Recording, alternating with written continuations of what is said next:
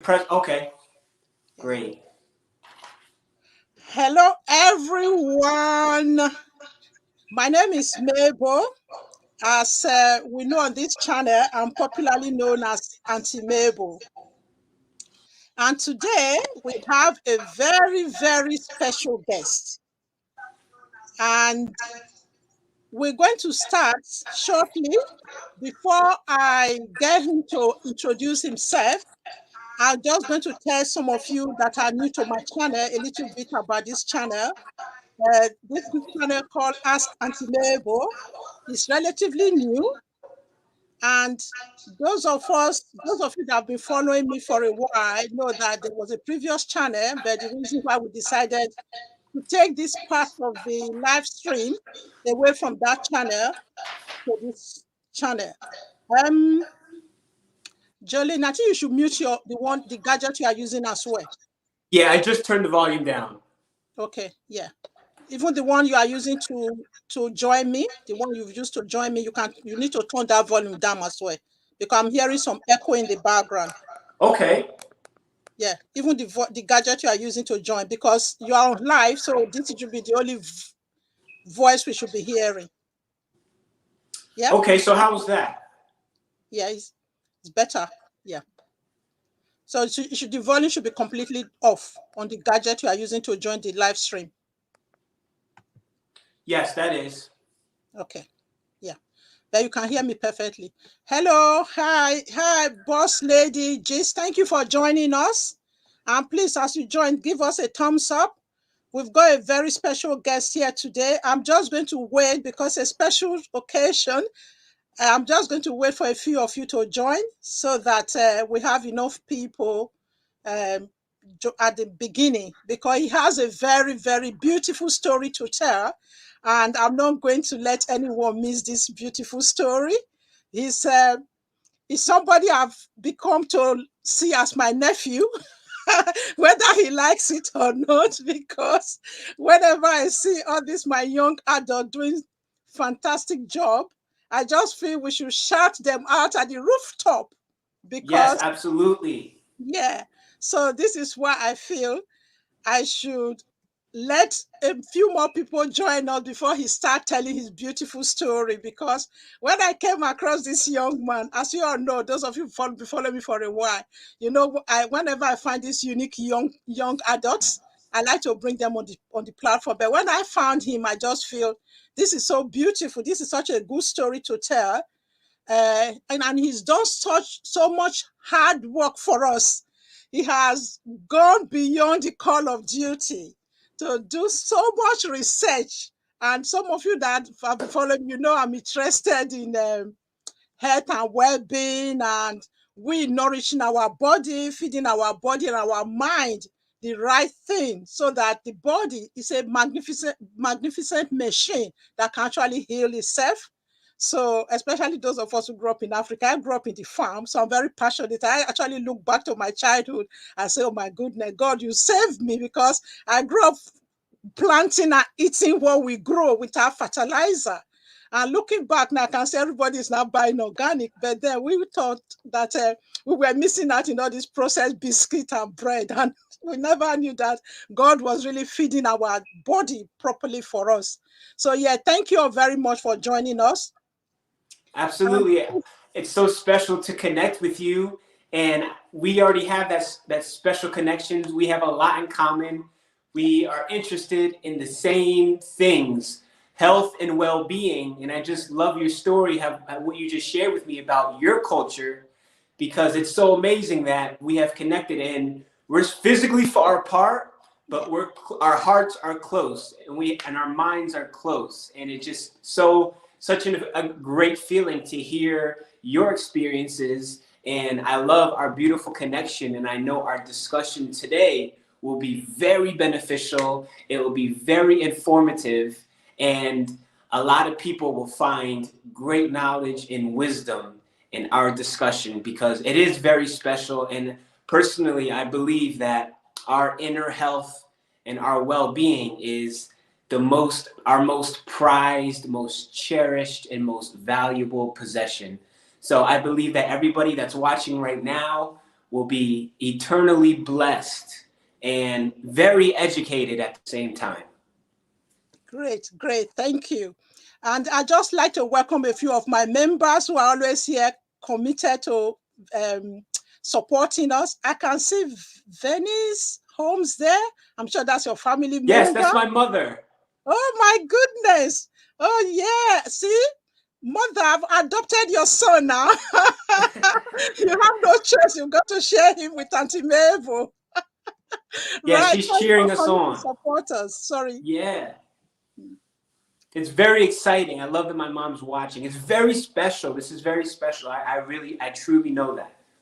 Thank you.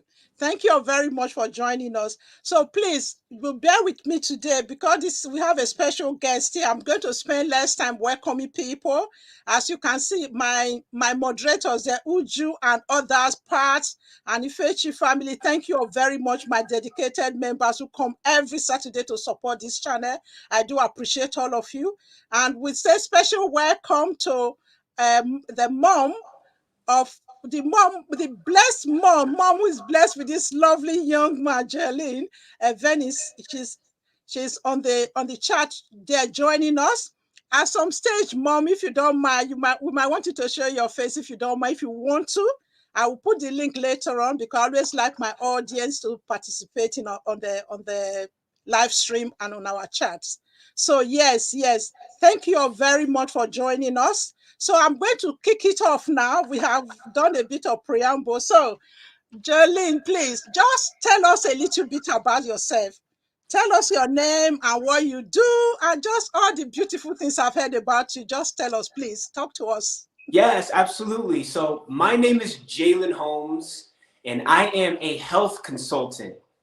I provide truly life-changing and life-saving health consultations over video chat, and I am also a personal trainer, and I provide very fun, very beneficial, very invigorating workouts, and I provide a lot of my workout sessions online as well over video chat, and it's very personalized, it's very tailored to my client to reach their desired health and fitness goals. And I also create health conscious content. I have a YouTube channel that I'm very passionate about. My mission is to spread awareness on very beneficial health habits, daily health habits that we can all incorporate into our lives to experience greater internal health that will promote longevity and skin health, colon health, and the ability for us to prevent the development of disease. That's what I love to do. I am always researching, I'm always developing and advancing my skills in research because I truly believe that knowledge is the key to life.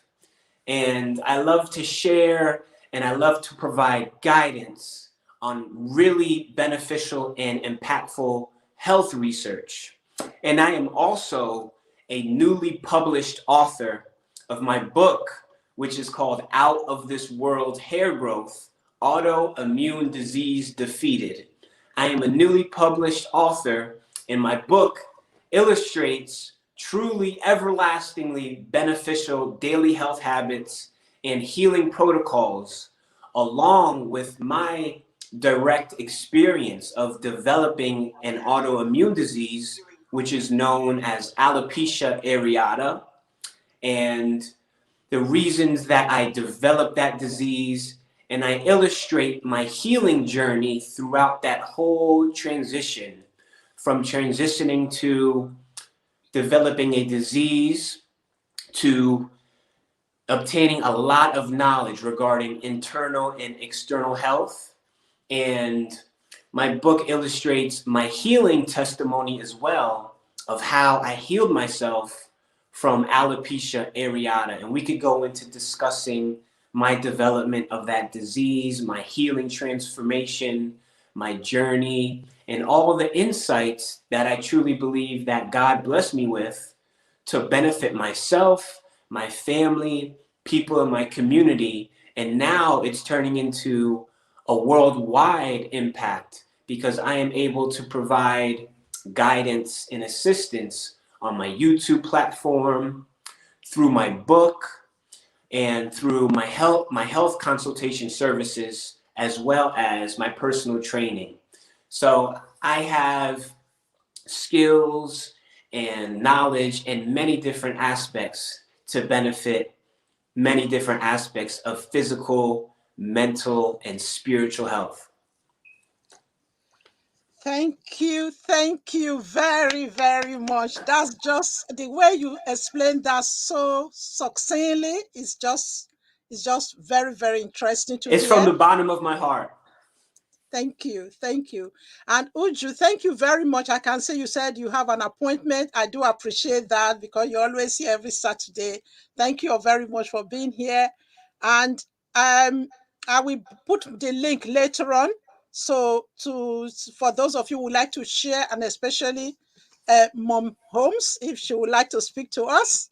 I've seen her on a few videos, and I know that she has a lot to contribute to making this young man who he is today. So it will be a big pleasure to hear from her if she feels up to it. And also, this renowned author is going to be reading part of his book. Those of you who've been on my platform before know, you know, when I invite authors, I always like when they read a part of the book. So that would be, yeah. And we both have a copy of the book, and I also have my copy of the book. Yes. So, and I will just say at this stage, please, if you haven't got a copy of this book, the title is in my description box, and it's a book that is so easy to read. Even me, that's a slow reader, I think I was able to read it in an hour. And it's a book that you don't even want to put down. Those of you who like the Kindle version, there's a Kindle version, and there's no reason. And it's available in US and worldwide on Amazon. So I ordered mine from the UK, and I got it relatively quickly. So yeah. And thank you very much for that. I just want at this point, there's something that's so interesting about this young man. I watched one of his videos that was intrigued, and he is going to describe to us about Manu. Uju is a head practitioner. She lives in the US, so she says something there. I just want to not to ignore people's whatever chat and comment. Uju is saying that for those that don't know, alopecia is a sudden hair loss. So yeah, I'm just going. Thank you very much for that. Oh yeah, Mom is praising you there. Awesome, Jolene. Your passion flows out of you. Yes, it does, Mom. I do agree with you. Yeah. What is his YouTube channel? His YouTube channel is in my description box. Mom, just his YouTube channel is his first name and surname together, the way it's on the screen, plus the letter 6. Once you start typing Jalen, before you even get to the HOM, the rest of it comes up anyway. But it's the name is, I think it's in my description box. But the what is going to talk about now quickly before some of you leave, I just wanted to say something about plantain, because majority of my audience are Nigerians, Africans, and Africans. And yeah, Mom is just put it there. Mom on the chat is Venice Holmes. So she's put his YouTube channel there. So that is his name of his YouTube channel. But there's a link on my description box for a video he did on plantain. I know we eat a lot of plantain. We eat it as a porridge form, in a stew style. I know the most popular way of eating, which most people know, is the frying into what we call dodo. The flat deep frying, or the flat or shallow frying, and we can eat it. We eat it green.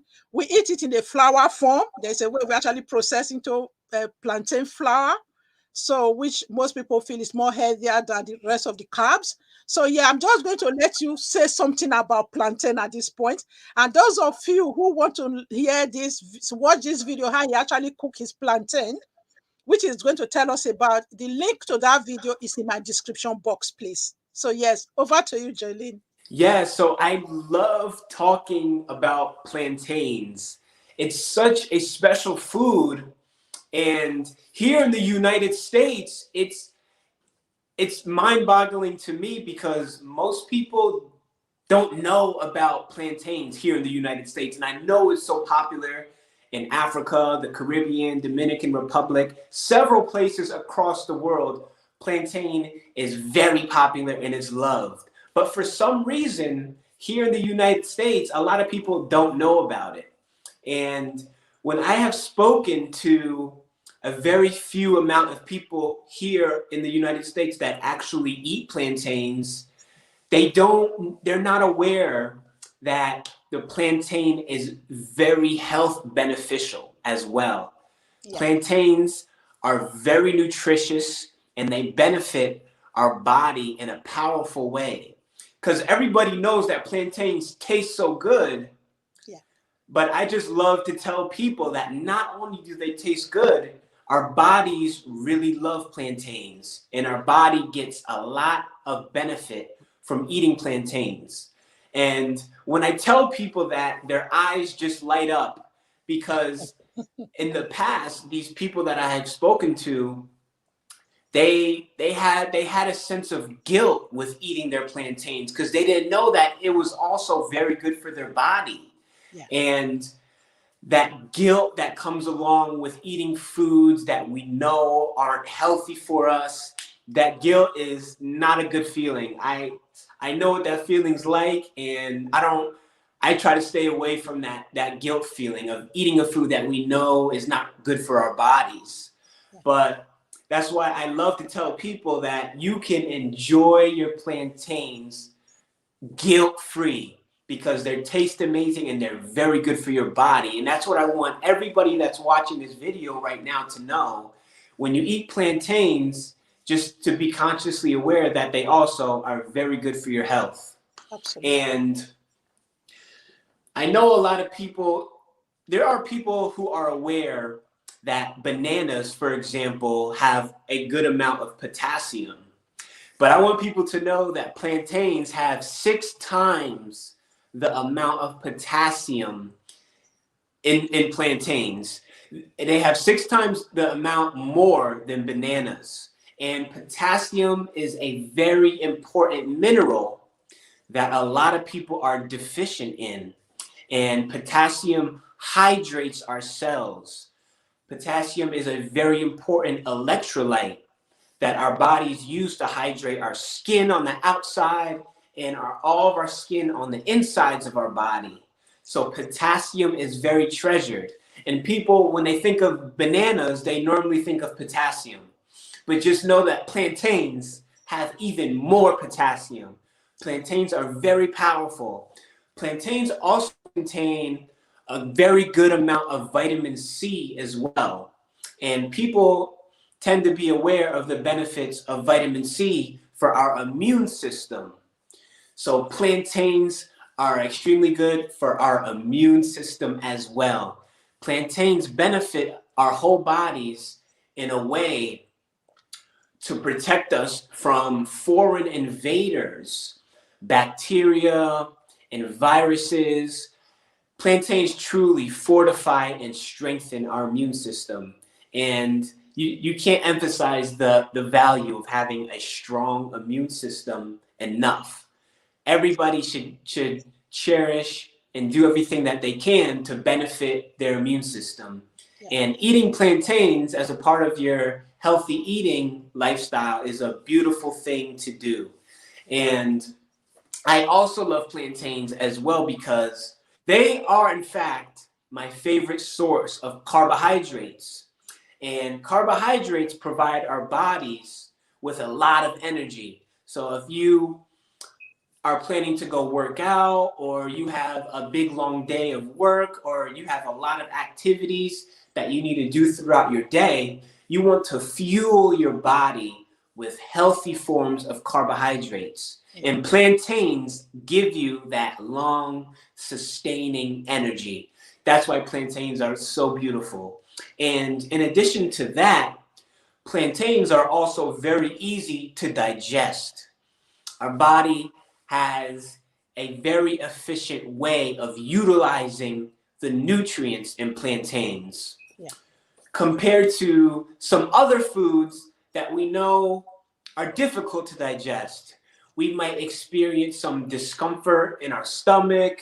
We might feel very tired or fatigued after eating certain foods.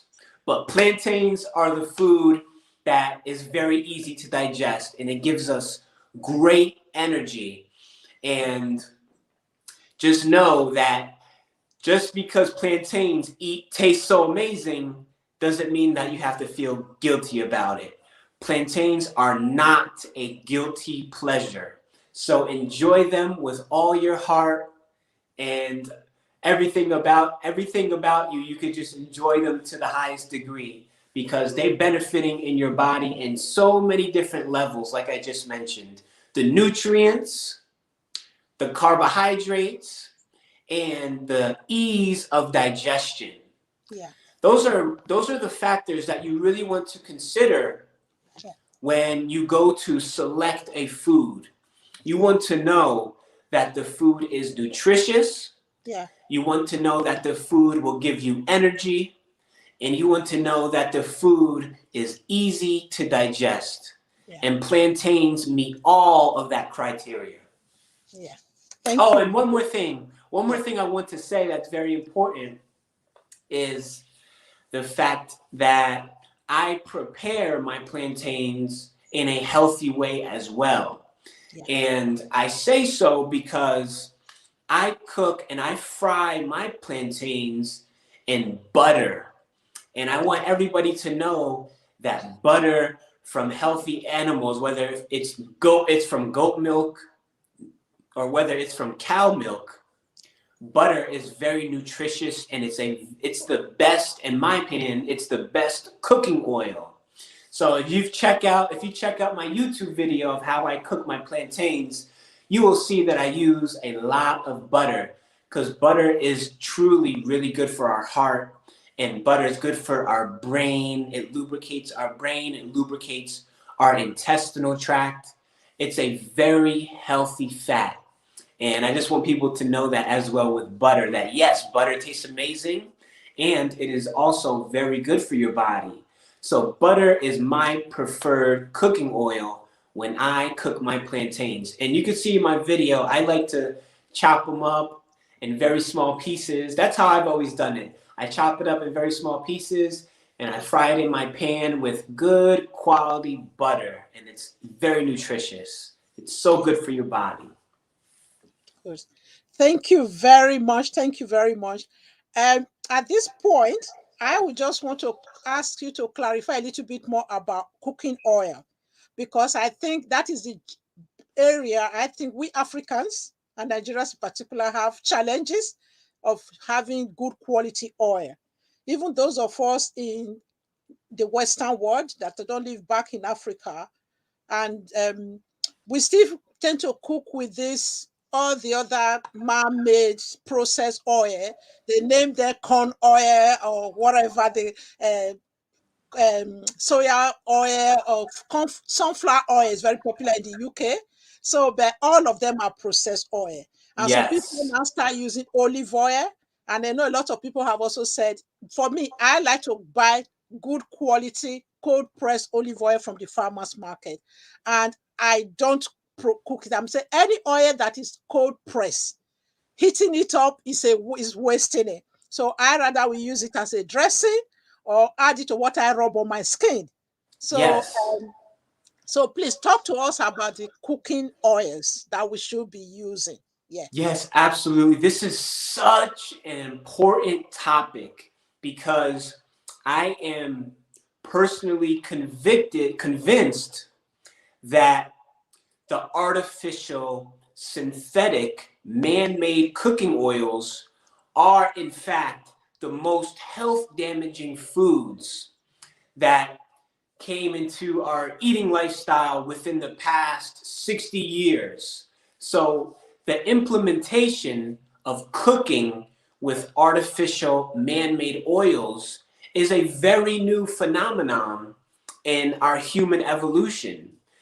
These man-made synthetic cooking oils are a food that our bodies were never exposed to throughout our millions of years of human evolution. And the current scientific studies are demonstrating the severe health consequences that are caused by ingesting man-made cooking oils. So I am strongly encouraging everybody that watches this video to utilize natural cooking oils that were made by God and to stay away from man-made foods. And specifically, my go-to and personally the only cooking oils that I have used for the past 8 years and the only cooking oils that I will use for the rest of my life are butter. Like I said, I love butter. And I also enjoy cooking with organic coconut oil. Butter and coconut oil are two cooking oils that are very heat stable, which means that these natural cooking oils can withstand the high cooking temperatures compared to the synthetic man-made oils that they degrade when they're exposed to high temperatures. The composition of these oils change dramatically when they're exposed to heat. Yeah. And it's very unfortunate, it's very sad that I estimate that 80 to 90% of people here in the United States are cooking with canola oils and soybean oils and Crisco, these synthetic oils. The vast majority of people in my country are eating these man-made oils on a daily basis, and they are contributing to various diseases. These oils are directly causing the development of diseases like diabetes, for example. Mm-hmm. It's being demonstrated in scientific studies that artificial cooking oils really do have devastating health consequences. Yeah. So I'm encouraging everybody to just truly love and cherish butter and coconut oil to cook with. They're truly these are the oils that are good for our bodies. And they also taste absolutely amazing as well. So you're getting the best of both worlds. You're getting tasty deliciousness and nutrition that's good for your body as well. So this is a major point that I want to get across, to do your best to stay away from the artificial cooking oils. Thank you very much. Just to clarify, I know those of us in Nigeria, we tend to call margarine and everything butter. No, I mean, not everybody. I mean, generally, some people do that. So, but it's just for us to be aware. It's not everything that is spreadable that is butter.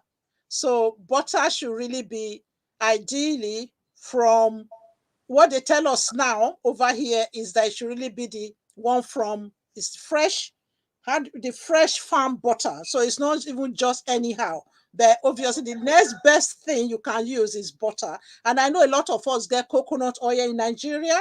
So there should really be no reason why we cannot have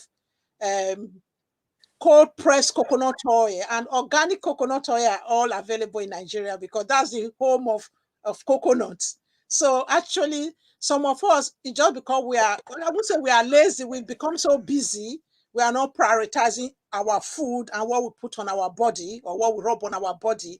We are busy chasing other things and prioritizing other things in our life. We are prioritizing the gadgets and having machines and stuff in our houses than spending time in this, actually doing these things, because there's even ways we can actually produce our own coconut oil. To be honest, it's very simple process. Just grate it and allow it to sit and just scrape the coconut on the oil on top of it and the water sits down, and then you don't have to heat it up. I mean, it's not processed or anything. You just know that it's in the natural form. The only heating you do is only when you heat it up to cook your food.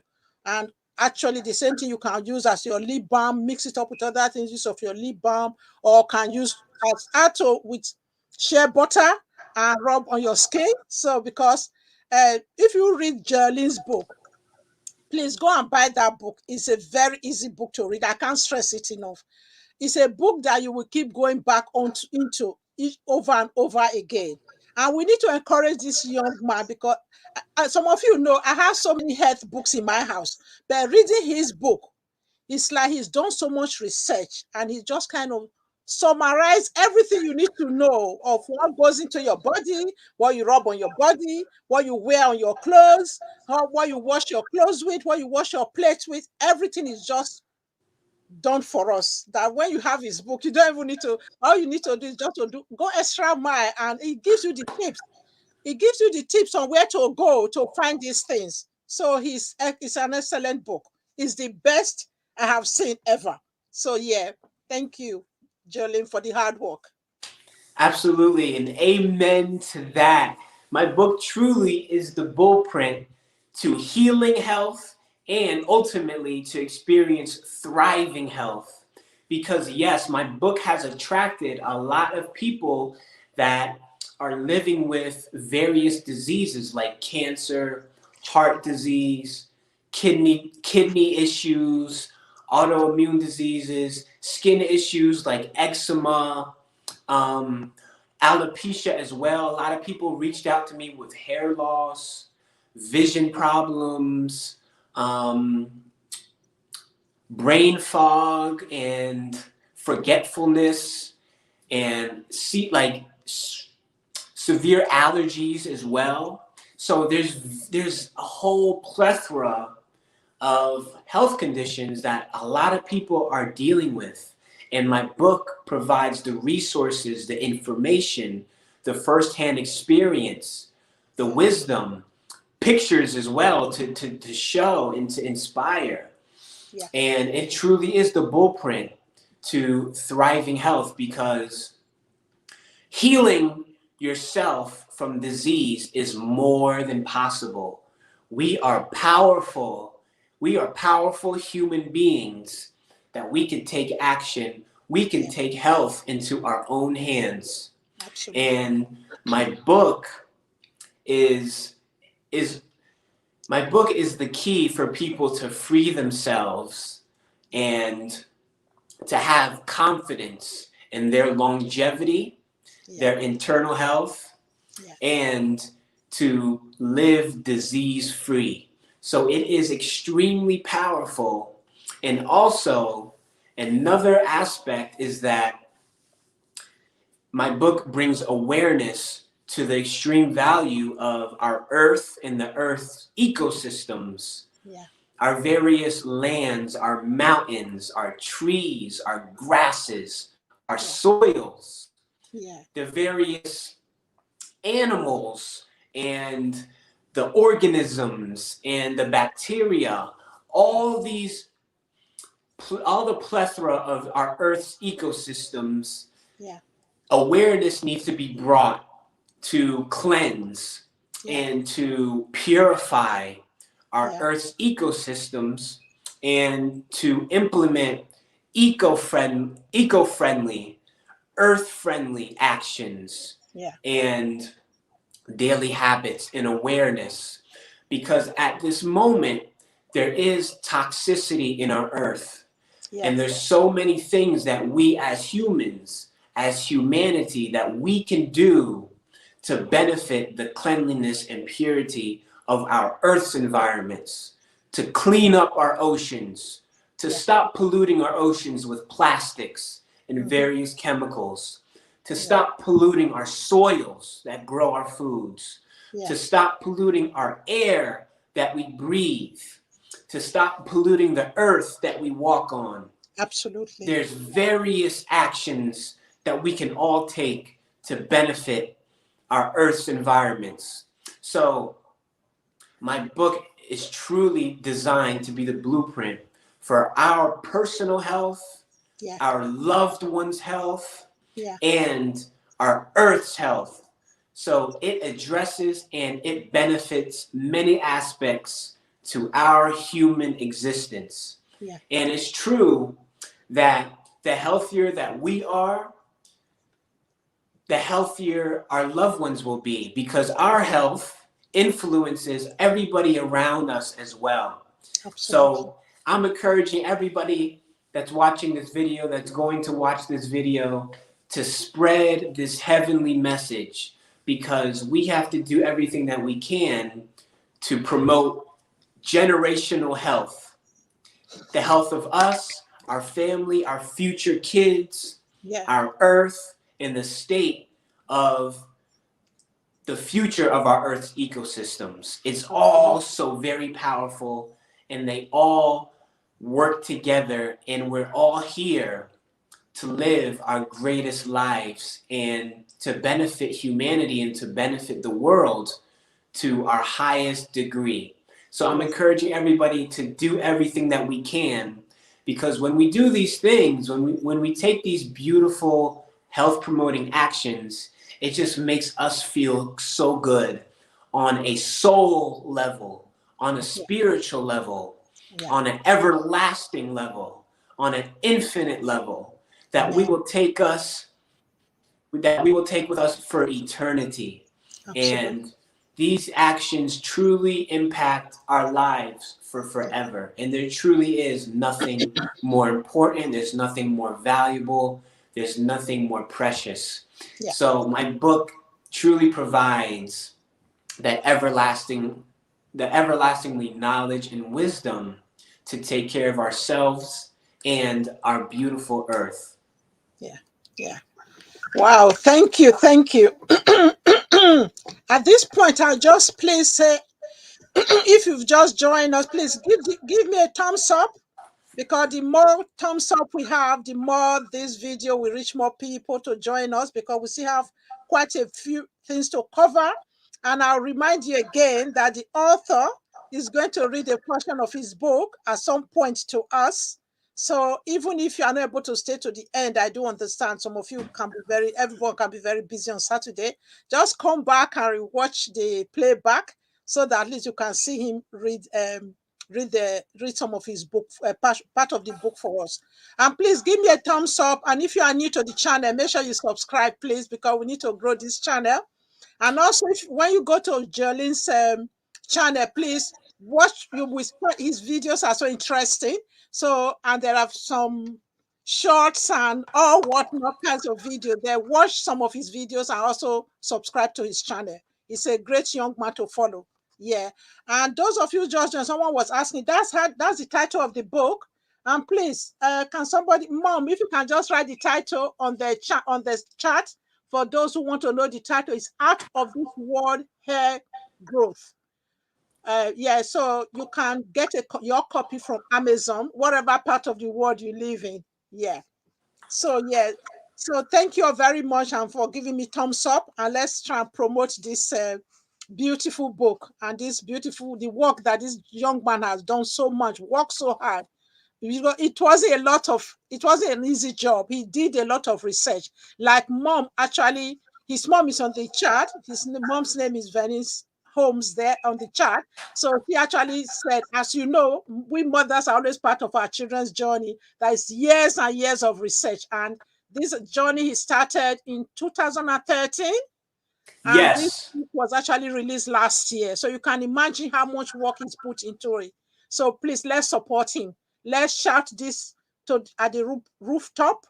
Those of you who like Kindle, there's Kindle version. I know some of you younger ones, I still like my book copy. I like to read from a book, so I can underline it and go back and quickly open the chapters and see the areas I've highlighted. So, but those of you are Kindle people, there's a Kindle version. So there's no reason why you cannot get your copy. Yes, be blessed. Be blessed today. Thank you. So, right, I'm just going to go on to mention a few things. I know you did say that we should try and focus on grass-fed butter. And I know some of us that are in Nigeria, this is something I think we are still available to us. That most of us, we still get our animals and our chicken that are fed in the natural way. It's just that many of us prefer the poultry farm one, because everybody feeds the to-go one. I just want to let you guys know, when I go to Nigeria, the first thing I ask my mom to buy for me is actually the chicken that is locally in the compound. So, and those are the one many people don't buy in the market anymore. That's always the first thing I like to eat, you know. So yeah, that's the best way to know that it's actually organic, because you are the one who reared them yourself in your compound, or those selling Exactly. in the market. Yeah. So yeah.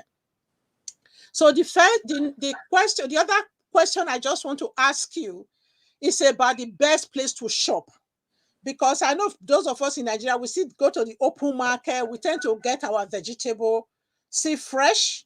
Although I know that some people are now planting with fertilizers and other things back home as well. But those of us who live outside Africa, try and talk to us about farmers market and how to get our food as close to nature as possible. Yeah. Yes, this is very important because the way that your food was cultivated and handled, there's so many aspects to that. Because in growing food, there's an energy transference going on. So the more amount of love that the farmer has, that the gardener has, Yeah. the more amount of love that's going to be produced in that vegetation, that produce, Yeah. that meat product.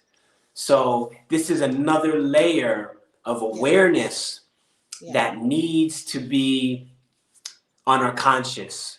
We have to do our best to source and locate the highest quality foods that we can.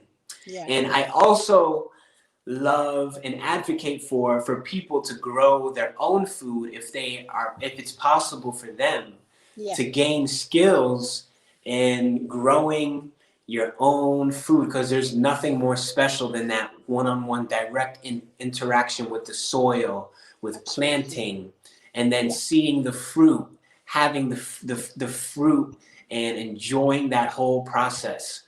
But we really need to go back to our ancestral ways of living. And from what you told me about the culture in Nigeria and what I've heard about it, I have a feeling that the Nigerian culture is more healthful. It's more ancestral. So I can do my best to explain how our farming practices are here in the United States.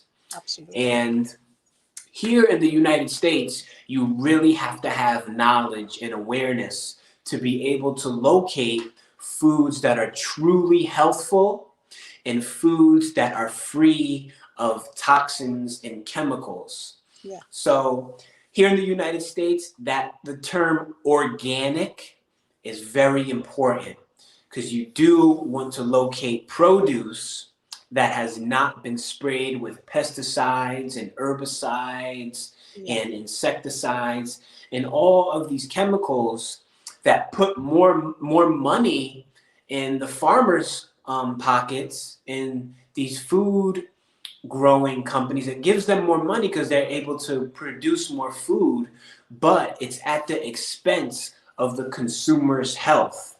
Yeah. So we want to eat food that is free of contaminants, that's free of toxins.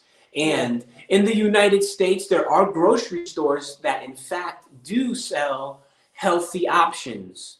Yeah. And grass-fed is also a term that's used to classify foods from cows that were raised being able to eat their natural diet, which is grass.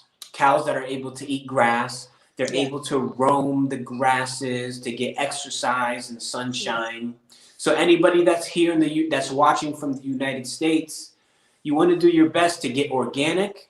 And when it comes to meat, you do want to look for organic, grass-fed options. And also, when it comes to seafood as well, you want to look for wild caught. And because wild caught fish is fish that are in its natural habitat. They're free. They're not confined to these secluded fish tanks or these fish farming practices that don't allow their fish to roam in their natural environment. So you want to you want to utilize wild caught seafood if you're in the United States. Yeah. And another hugely beneficial practice is to visit farmers markets, Thank you. because you have farmers markets are such a beautiful thing, Yeah. because you have more power and to be able to have a direct relationship with the people that are growing the food, with the farmers. So you're able to ask more questions and learn about their farming practices. Yeah. And the food tends to be much more fresh, and it tends to even taste better. And there's more nutritional content. There's more nutrients in foods that are grown correctly and healthfully. So yes, I love farmers' practices, and I love farmers that grow their foods in healthfully ways and use healthy farming practices. So I just want to bring an awareness to the value of rewarding farmers that are doing the right thing. Absolutely. Yeah. Thank you. Thank you very much, Jolene. The farmers market is my favorite place to go to. Yeah, and I think it's something that is readily available for those of us who live in the UK. If I go to any city, I move to any place, or I'm visiting a place, the first thing I Google is the nearest farmers market to my address. And it's so, and one thing I think we Africans sometimes feel that those food are more expensive. The trick is, if you buy healthy food, you are less likely to waste them because you appreciate the food. And when you Exactly. go to the farmers market, like I have this gentleman I buy my cold pressed olive oil from, and he actually tell you the history. It's a family business, and he tells you, oh, this is the first extract of the olive oil. That's, every person you meet in the farmers market, even like you're more likely to get fresh produce as well. So that the nearest farmers are likely to bring stuff, even the bigger farms as well. They are likely to bring the vegetables. And the way you actually know vegetable is organic, I have to say this because I grew up in the farm. I know many of you city children, even those of you in Nigeria, you don't like seeing insects or anything. If you actually carry a bunch of cabbage or whatever vegetable you are buying, you actually see some creepy crawly on it. That tells you that produce is not, it's organic, and it's not actually no pesticide is on it. Because if the creepy crawly can live on it, it means it's healthy for you, the human being. Exactly. Gotta love food like that. Yeah. Mm-hmm. So, and the way they interact with you as well, they really put time into the food. They will tell you how to best to cook it. If I have a shop I go to that have 14 variety of potatoes. All he does is potatoes. Wow. And he tells you what recipe, the best one that is each potato is best at. So yeah, another way we actually cook plantain or potatoes is baking them in the oven. And there's a particular way somebody was writing, I just wanted to reward the Nigerians in the chat. There's a particular plantain style we call bole. That is when you roast the plantain over like the barbecue style, or it could be an oven, but our one is really proper heat charcoal. Or you That can actually, sounds so good. It's yeah, amazing. It's amazing how versatile and how many different ways you can yeah, eat plantains. I absolutely love that. I gotta try that. Baked plantains does sound amazing. yeah, yeah. So that's another beautiful way we eat it. So you can use any sauce to eat it, just like your jacket potato. But sometimes some people actually, there's some part of the part of Nigeria I come from, there's actually some people who prefer to cook it in the skin. They actually will, especially when they are ripe, even both the ripe and the ripe, and they slice them up like a whole plantain. They'll slice it into three portions and boil it in the skin. Even sometimes, yeah, when I was growing up, that was my dad never wanted to boil it and peeling it before cooking it because it tells you that it tastes different. That's the way he sees it. And there's also another way we roast yam. I know, I'm not sure you know yam that much. That's another staple food we eat a lot. So yam is a family of potato, but it's bigger sizes. So we actually roast that over the fire as well. Some people will roast it with the skin, then before scraping it all up. It's almost like the barbecue style of roasting. But we roast it over the firewood. You know, like the Wow. way we make fire when you have bonfire. That's kind of real firewood we roast it over, and it tastes different. It's just a different taste and flavor it gives it. So yeah, there's somebody there is saying about unripe plantain porridge. So we actually stew it, not the kind of just white oat porridge. So we stew it and put all the seasoning and all the crayfish and all this seafood, smoked seafood on it. So there are different ways. We have so many ways of cooking it. That's amazing. That's I feel like plantains are one of the coolest foods ever for that, because I don't know any other food that you could prepare in so many different ways and enjoy it in so many different ways. And the fact that there is unripe plantain and then there's ripe plantain, it's just you can make a whole YouTube channel just talking about plantains. That's right. That's right. So, right. If any of you want questions, if you have any question, I don't want to monopolize, this my live stream. I always like people to participate.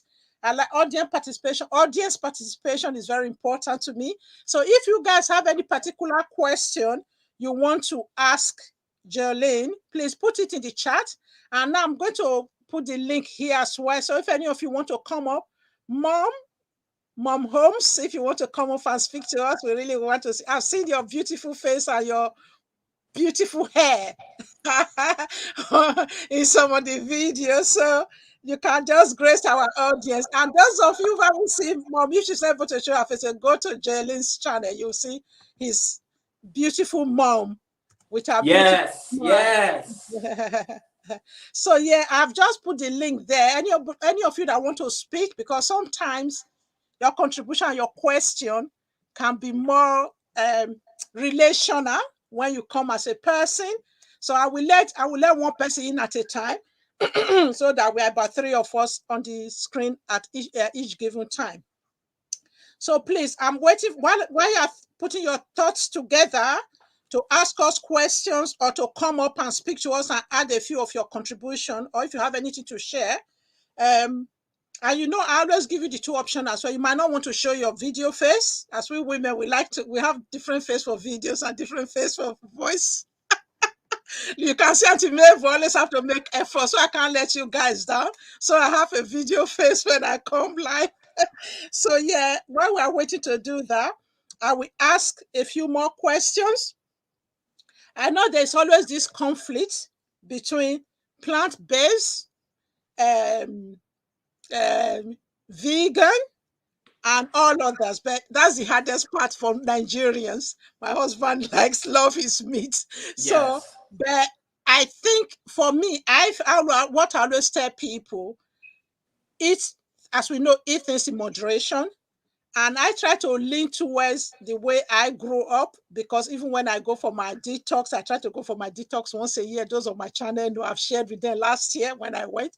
I feel that's my yearly MOT to treat myself. I cannot be what we call in the UK is what we do every year.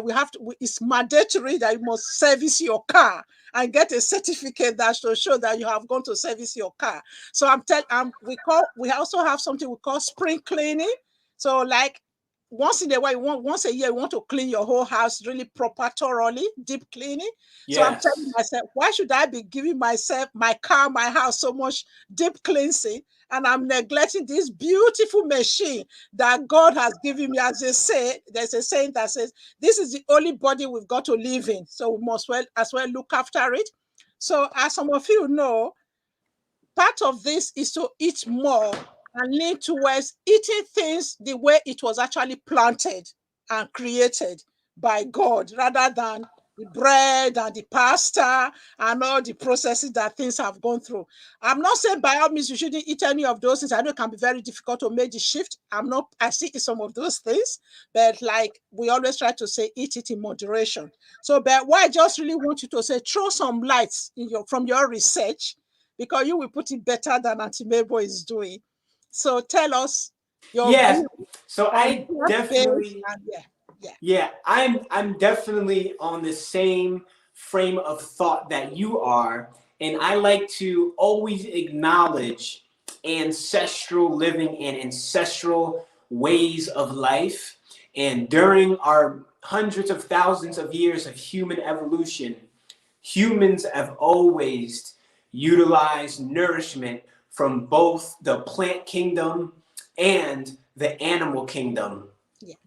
And the balance is, there's balance in what is called omnivory, because humans, we are omnivorous, Yeah. which means that we get nutrients from both plants and animals. And personally, that is where I have conviction, because I know that there is profound nutritional content in high quality meats, Yeah. high quality dairy foods, Yeah. and high quality eggs. Yeah. And there is also there is also nutrients in the plant kingdom as well. And in regards to the plant kingdom, I know that fresh fruits and locally grown fruits need to be cherished the most in the plant kingdom, because fruits are truly human food. Fruits do our body so much benefit. Fruits are very hydrating.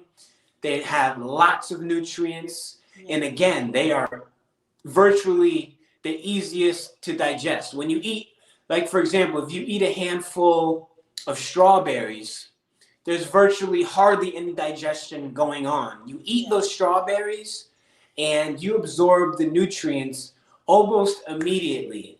And you don't feel any activity really going on in your colon after you eat fruit, because they are just that easy to digest, and they're just instant nourishment, instant energy for the food. Yeah. And one point that I always make is that in regards to vegetables and plants, throughout history, there has always been the necessity to rely on intuition, knowledge, and self-experimentation in order to be able to distinguish from poisonous plants and edible plants, because there are so many species of poisonous plants that in fact, if you eat these plants, you can literally die. And if you don't die, you could be literally health damaged severely. You could develop extreme allergic reactions, you could develop severe pain. There are heavily poisonous plants in our existence. And there are plants that create these internal defense mechanisms in order to prevent animals from eating them. So when you look in nature, there are so many plants that are there because animals know not to eat that plant because they will get sick. So like I said, humans have always needed to rely on knowledge and intuition to be able to know which plants are actually edible. And what I am seeing in plant-based diets, I'm seeing a lot of people that are eating plants that are highly irritating to the intestines. They cause allergic reactions and allergic response in the body. There are several foods that are very gut irritating. And a lot of people are falsely believing that these foods are healthy, when in fact they are contributing to inflammation in our intestines and allergic responses. And so I bring awareness to specifically plants and vegetables that grow above ground. Plants that are grown above ground.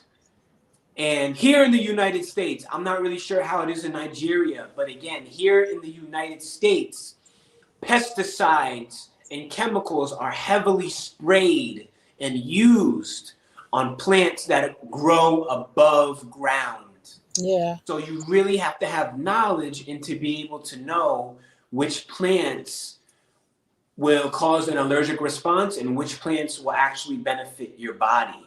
Yeah. So that is why I personally select vegetables that grow below ground. And these vegetables are known as root vegetables, like your potatoes, your yams, your radishes, your carrots, your onions, garlic. There is rutabagas, there's celery root. Any vegetable that grows below ground is superior because that plant is absorbing all the nutrients deep in the soil. It's absorbing all the minerals in the soil. Yeah. And vegetables that are below ground, they are able to avoid the exposure to chemicals and pesticides that are above ground. So we really want to cherish our root vegetables, our starchy vegetables that you can bake in the oven, that you can fry in a pan. Several ways to prepare root vegetables. Yeah. But I really love root vegetables because they tend to be very easy to digest. Yeah. They don't cause allergic reactions in the body. And that's just a beautiful, powerful insight to be aware of, to just cherish root vegetables. So I am a firm believer in following what our ancestors did. And I know that there's several ancestral tribes because I have a couple clients that live in Kenya. Yeah. And they tell me about the Maasai tribe, how they have, throughout history, they have eaten raw meat, raw milk, raw cheeses, raw eggs. They drink blood, and those raw animal foods resulted in their robust health, their strength, their athletic abilities, and their longevity, and their vitality, their fertility. Yeah. All these foods are a telltale sign that they result in health. So I love good quality animal foods, your good quality meats, good quality eggs, and good quality milk, cheese, butter, yogurt. Those are my favorite foods. And I know that they're extremely healthy and they're also very easy to digest. So I like to look at it. I like to know that we as humans, we're omnivores. So let's be balanced. Let's get nutrients from all aspects of life, the plant kingdom and the animal kingdom. But let's have knowledge to know which foods cause allergic reactions and which foods are difficult to digest. Yeah. And I'm also a lover of honey as well. Raw honey. Honey is medicinal. Honey provides great instant energy, and honey tastes absolutely delicious as well. Yeah. Yeah. That's very good. Thank you very much, Jolene. So there was a question up there while you were talking. I think it's from Sister Grace. Let me try and scroll up.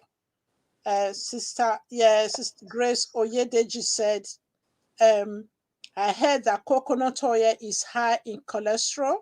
Yeah, actually, before I read this question as well, Luana actually mentioned when you were talking about fruits, Luana mentioned said something added that it should be seeded fruit. I know that's something you mentioned in your book as well, because many of these the fruit that we buy these days that's not seeded, they are genetically modified. Because I always ask myself, how do they get the seed to plant this fruit if the one they are producing hasn't got seed? So it's something that is in the book. Actually, there's so much that Jolene packed into his book. So I just want to acknowledge that. And please, those of you who've just joined us, please give me a thumbs up if you haven't already. Then I will read this question now. Sister Grace's question. She said, I heard that coconut oil is high in cholesterol. And for someone who has a high cholesterol already, is it advisable for the person to use coconut oil for cooking? Before Jalen will answer the question from his extensive research, what I would just say generally, we Africans, we have to be mindful because of the amount of oil we cook with. When I watch some recipes on YouTube, it just breaks my heart because the way oil is always floating on top of the food or that we cook, because we like to season kind of. I think there is a style that we could, even the palm oil, the amount of it we pour in it, we should use them in moderation. I know it's going to take time. It's a process to shift from our habits to where we are now. So we really have to be mindful of how much oil we use. So I would say to Sister Grace, instead of using synthetic oil, except you are cooking your food at the moment oil free. And I know many of us find it very difficult to do that. So if you are cooking your food oil free, then you have to make sure, just continue with what you are doing. But if you're already using oil, it's just a shift from that oil you are using to the coconut oil instead. But try not to use too much of it. Obviously, you can see Jalen is very, when you watch his video, you can see he does a lot of exercise that are out of this world that 50-something woman like me can't even go half of what he does. So, so he can eat more quantity of butter than the rest of us can do, obviously, because some of us even doing 30 minutes walking every day is difficult for Yeah, some. that's very important. Your food intake really should be dictated on your activity level as well. Absolutely. Yeah. Yeah. So yeah, I just wanted to throw that in there. So let me leave it open to you to add your own expert knowledge now to that question. I'm just talking from experience-based, life-lived-based side of the question. Yeah. Okay, so the question was in regards to cholesterol, correct? Yeah, she said that she's aware that coconut oil is high in cholesterol. So, and for someone who has a high cholesterol already, is it advisable for that person to use coconut oil for cooking? Okay, wow. So everyone know that the answer to that question goes really deep. And I could really only address that question from how the culture is here in the United States. Yeah. And according to my research and according to my beliefs is that the pharmaceutical industry here in the United States, their main agenda is profit. And their main agenda is to earn money. And that is even at the expense of the consumer's health. Yeah. So we all must know that there are several pharmaceutical drugs that are purposed to lower cholesterol. Yeah. So there is, in fact, a cholesterol conspiracy. And I could shed light on the cholesterol conspiracy, but it really has to do with my personal research and my personal beliefs. So again, I encourage everybody to become skillful in research and to read books, investigate, talk to people around you, research online, use the internet to your extreme benefit. Become very skillful in researching to find the answers for your personal life and your personal well-being. But I can share my information and my knowledge from my perspective. Yeah. So I know, like I said, that the pharmaceutical industry has sold cholesterol lowering drugs for decades, and they have profited millions of dollars from these drugs. And I personally believe that cholesterol has been purposely demonized and purposely labeled as a negative, bad substance. And it really has to do with controlling the population's actions and controlling the population's mind and putting deceiving thoughts in the population's mind. Yeah. So it is true that cholesterol is in fact a very important substance in the human body. And I want everybody to know that cholesterol is not the problem. Cholesterol is not the negative culprit. Cholesterol, in fact, is responsible for the healing process. So wherever in the body that there is inflammation, wherever in the body that there is an injury, cholesterol shows up to that site, to that area, to initiate the healing restorative process. Yeah. So cholesterol is the substance that heals inflammation, that heals an injury. And most doctors, when they look at the cholesterol levels, and they will blame the cholesterol as being the problem. But no, cholesterol is not the problem. Cholesterol is there to heal the area. The problem is the inflammation. The problem is the reason for that inflammation.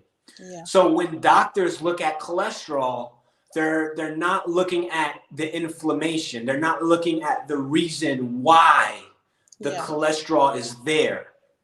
Yeah. So high cholesterol levels are the result of high inflammation. It's the result of high injury.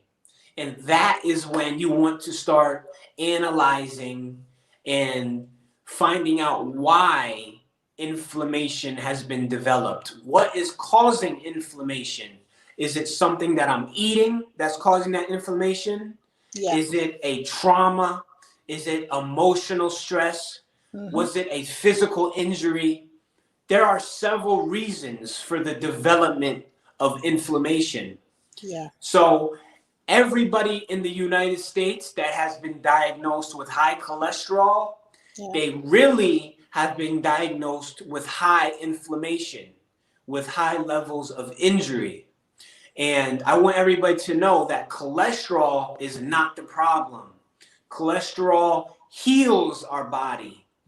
All of our hormones are made from cholesterol. Our testosterone, the estrogen, the progesterone, the dopamine, the brain hormones. Our hormones are made from cholesterol. This is exactly why all of our ancestral foods contain cholesterol. All of the healthiest foods that our ancestors cherished and thrived off of, they contain cholesterol, because cholesterol is needed by the body. Cholesterol plays a very important, valuable role. Yeah. High quality milk contains cholesterol. Butter contains cholesterol. Coconuts contain cholesterol. Eggs contain cholesterol. Meat contains cholesterol. It's not a coincidence that these very healthy foods contain cholesterol. Yeah. So for the woman that asks that question in regards to cholesterol, I encourage the person that has high cholesterol to investigate and to realize and to identify the reasons why they have high levels of inflammation in their body. What is causing injury in their body? What is causing that cholesterol to be needed in the body? Because again, when we have an injury, when we have inflammation, cholesterol shows up to that area to initiate the healing process. So in my personal opinion, and according to my research, you do not want to you do not want to have any negative cognition of coconut oil or butter whatsoever. But Yeah. again, we need balance. Yeah. You don't want to cook with an abundance or too much amount of coconut oil or butter. You just want to use a balanced, appropriate amount. And that is where my personal health consultations come into play, because I identify, I ask several questions, I learn about the specific details of every individual's lifestyle, what they're eating, their height, their weight, their history, if they're on any medications, the foods that they have eaten for the majority of their life, their exercise level, their current state of health, their emotional aspects, Absolutely. their aspects of their work environment, aspects of their living spaces. There's so many aspects that must be learned to truly identify the reasons why inflammation has been developed, why injury has been developed. You really need to do deep self-recollection and analyzation to address every aspect of your environment, your internal environment.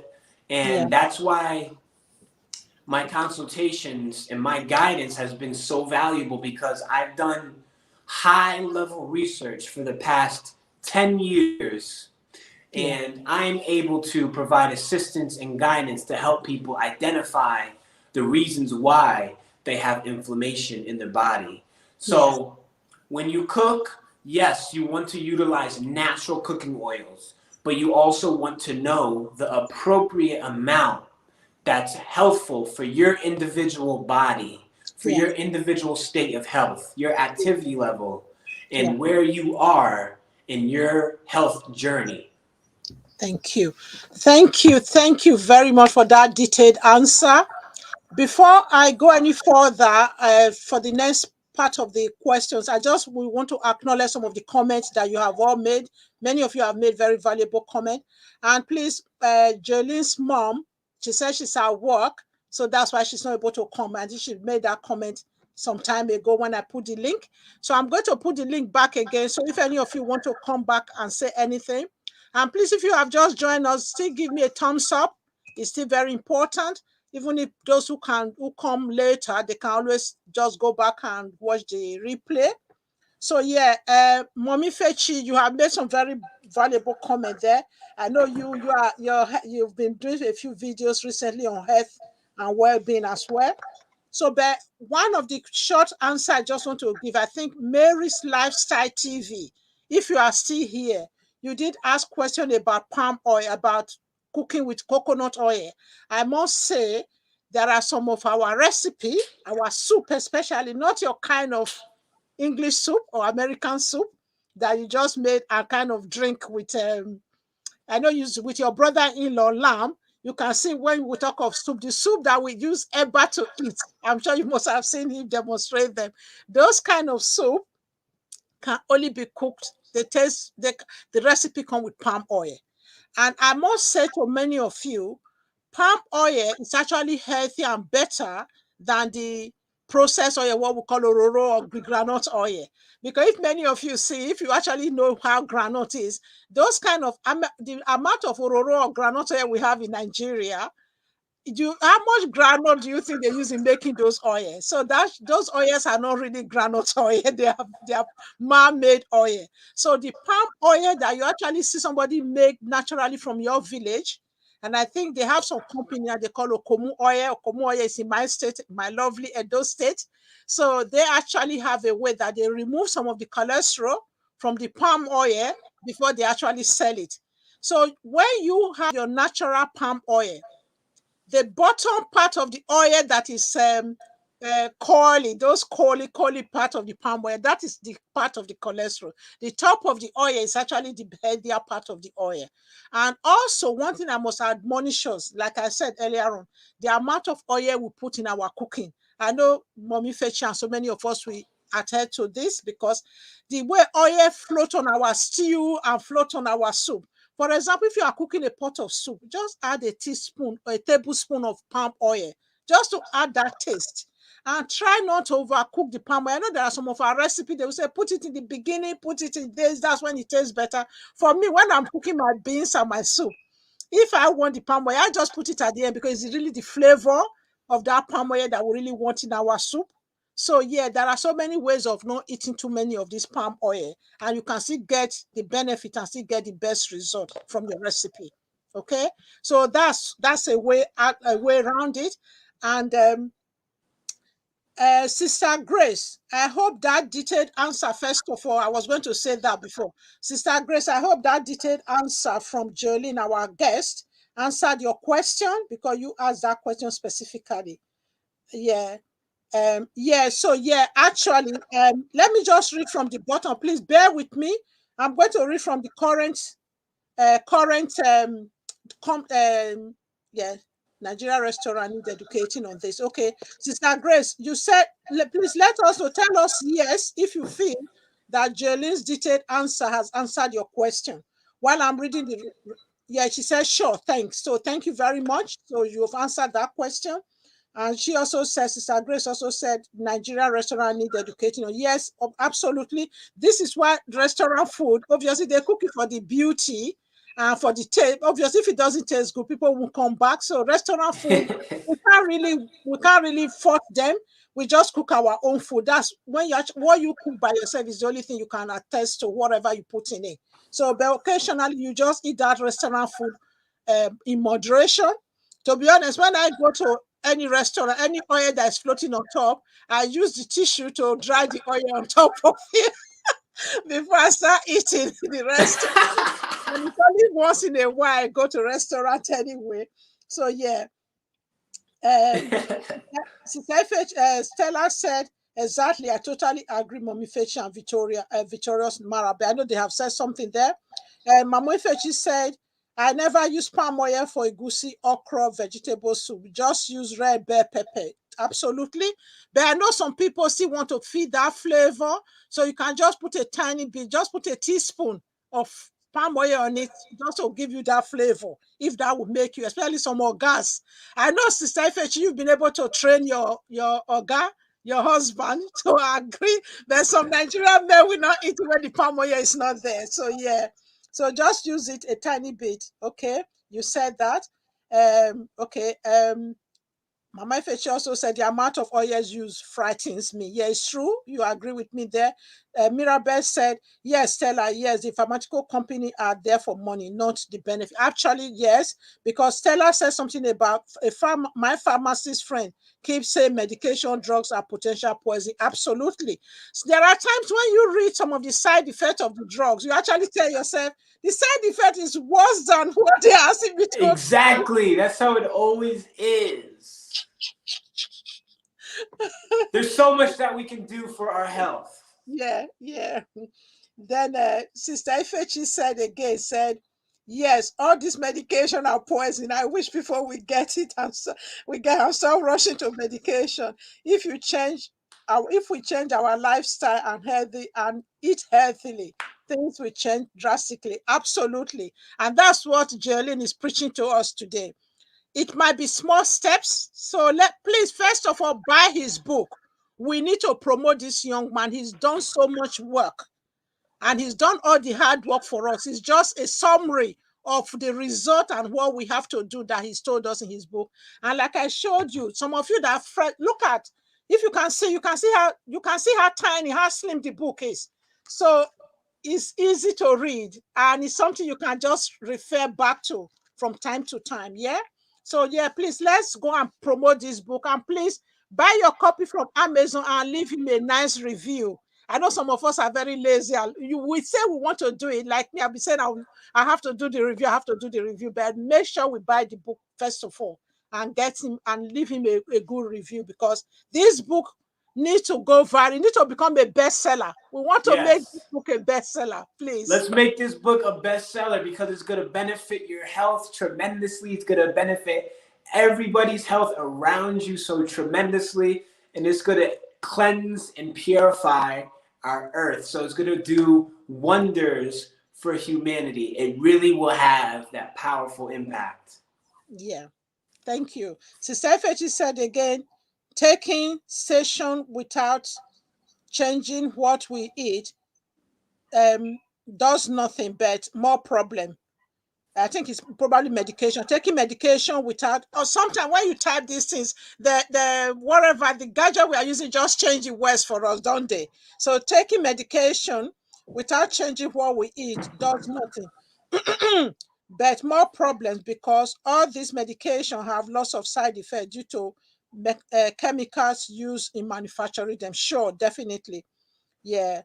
Please bear with me if I'm leaving all the short comments. I know they're also very important. Yeah. The book, someone is said it's available. It's available in Amazon. Yeah. We have said so much about it initially. The book is definitely available in Amazon. Yes. Sister Ifechi also said the worst thing is that once, oh, somebody's trying to come up. Okay. Oh, wow. We have quite a few people. Let me bring, please, if you don't mind, I'll bring you one by one to the screen. Yes, you don't mind, do you? Yeah, you will still be hearing us even if you're on the background, please. Yeah, because my screen is quite small. Yay, Mirabel, you here? Talk to us. Hi, Auntie Mabel. Hi, Jalen. Thank you for this session. I've really learned a lot, and I'm just so grateful for this talk. And I feel like sometimes it's a struggle. I know you were talking about trying to get organic product, but I feel like sometimes it's so difficult where you go to the shop and this product they say is organic. Most often, I don't believe that they are organic. Like I always feel like maybe there's a certain level of chemical, but not as much as the inorganic ones. Because even when you do your research and you read about the food labeling, there's a lot of misconception and um, just not rightful information given about food labeling in most countries. So my question was, I know partially you answered about farmers market, but in area where you don't have farmers market, what is, and especially in North America where some people you live in apartments, you don't have like space where you can grow your own. So how do you deal with this issue of struggling? That's one thing I really admire about those who are in Africa, because they get to eat organic food. I envy them a lot. Yeah. So my question is, how do you balance this issue of eating non-organic food? Okay. Can I Mirabel, what? please, sorry, Jerlyn. I was at the middle of reading a comment. Let me just finish reading it because I'm always mindful people take time to write these comments. So yes, Sister Fish, I was reading your comment.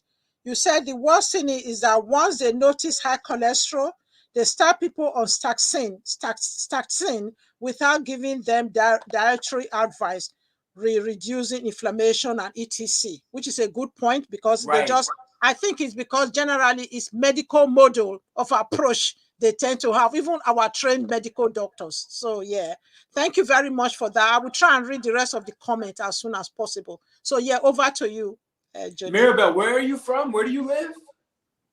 I'm in Canada. Oh, you're in Canada. Okay. So to best answer that question about a challenge to source truly organic foods. So in that case, I would definitely utilize and I would definitely cherish high quality, like the best quality meat that you possibly can, because meat provides that protein that our body needs. And throughout history, there have been carnivorous tribes. There have been civilizations of heavily carnivorous people that did eat predominantly and majority of their diet was meats, because in these areas, like in very cold and frigid environments where there's not much produce or vegetation around, these humans had to rely on hunting animals, and that those hundreds of thousands of years of evolution is in fact programmed in our DNA. So if we are in a situation where we can't locate edible produce, our body can sustain itself in a favorable way by utilizing meat exclusively.